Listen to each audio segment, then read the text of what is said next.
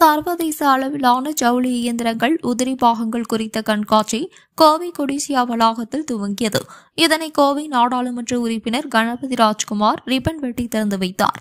கோவை கொடிசியா வளாகத்தில் சர்வதேச அளவிலான ஜவுளி இயந்திரங்கள் உதிரி பாகங்கள் குறித்த கண்காட்சி துவங்கியது. சுமார் 1500 கோடி அளவிற்கு வர்த்தகம் நடைபெறும் என எதிர்பார்க்கப்படும் இக்கண்காட்சியின் துவக்க விழாவில் சிறப்பு விருந்தினராக கோவை நாடாளுமன்ற தொகுதி உறுப்பினர் கணபதி ராஜ்குமார் ரிப்பன் வெட்டியும் குத்துவிளக்கு ஏற்றி வைத்தும் துவக்கி வைத்தார். இதனைத் தொடர்ந்து அனைவரது மத்தியிலும் பேசிய தென்னிந்திய பஞ்சாலை சங்கத்தின் தலைவர் கே சுந்தரராமன் கூறுகையில், நாட்டில் ஜவுளி என்பது மிக முக்கியத்துவத்தில் ஒன்றாக உள்ளது.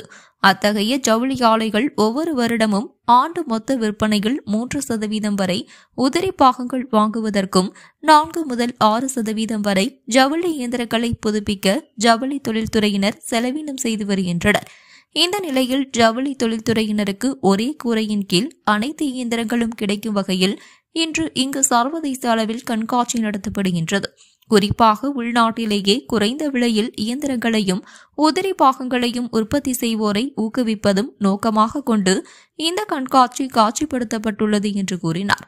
இந்த கண்காட்சியில் தமிழகம் மட்டுமின்றி குஜராத், மராட்டியம், மத்திய பிரதேசம், மேற்கு வங்கம், கர்நாடகா உள்ளிட்ட மாநிலங்கள் மற்றும் டயூ, தாத்ரா நகர் ஹாவேலி ஆகிய யூனியன் பிரதேசங்கள், சுவிட்சர்லாந்து, இத்தாலி, ஜப்பான், சீன நாடுகளைச் சேர்ந்த 240 ஜவுளி இயந்திர தயாரிப்பாளர்கள் இந்த கண்காட்சியில் பங்கு பெற்றுள்ளதாக தெரிவித்தார்.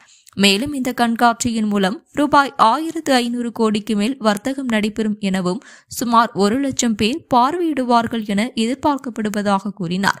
இந்த கண்காட்சியை கண்டு ரசித்த கோவை பாராளுமன்ற உறுப்பினர் கணபதி ராஜ்குமார் செய்தியாளர்களிடம் கூறும்பொழுது, தொழில்துறை வளர வேண்டும். தொழில்துறை வளரும் பட்சத்தில் வேலை வாய்ப்புகள் அதிகரிக்கும், உற்பத்தி திறன் அதிகரிக்கும், மாநிலத்தின் வளர்ச்சி அதிகரிக்கும்.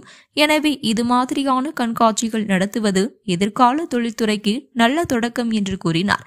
மேலும் தொழில்துறையினர் தற்போது சந்தித்து வருகின்ற மின்கட்டண உயர்வு, சிறு குறு உற்பத்தியாளர்களின் மூலதன தளவாட பொருட்கள் விலை உயர்வு, ஆள்கூலி, மத்திய மாநில அரசு விதிக்கும் வரி குறித்து பல்வேறு கோரிக்கைகளை தொழில்துறையினர் தெரிவித்து உள்ளனர்.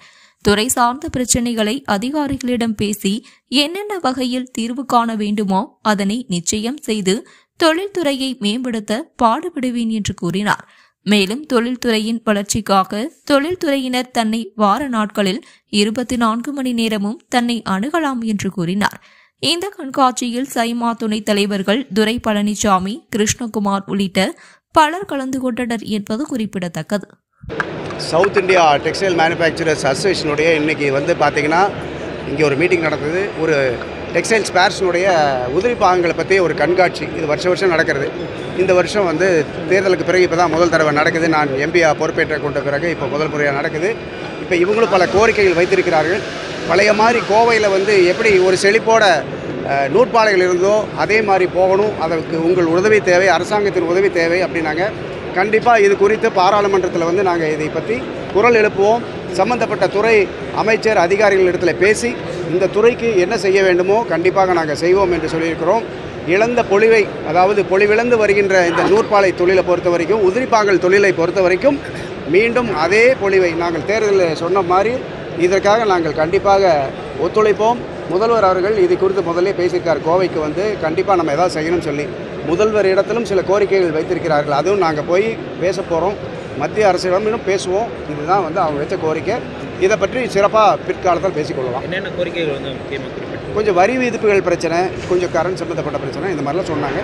அது இன்னும் முழுசாக தெரியல. அது அவங்ககிட்ட பேசி அதுக்கப்புறம் நம்ம கலந்துக்கலாம்.